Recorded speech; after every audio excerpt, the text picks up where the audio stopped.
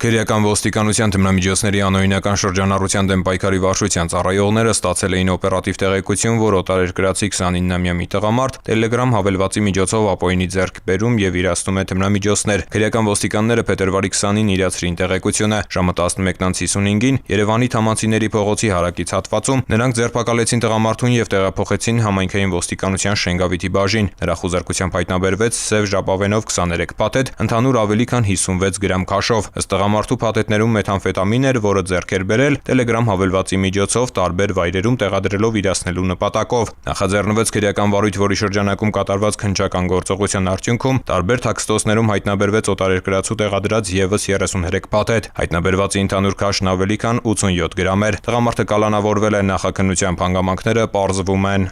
Ծանուցում հանցագործության համար մեղադրվողը համարվում է անմեղ, քանի դեռ նրա մեղավորությունն ապացուցված չէ քրեական դատավարության օրենսգրքով սահմանված կարգով՝ դատարանի օրինական ուժի մեջ մտած դատավճռով։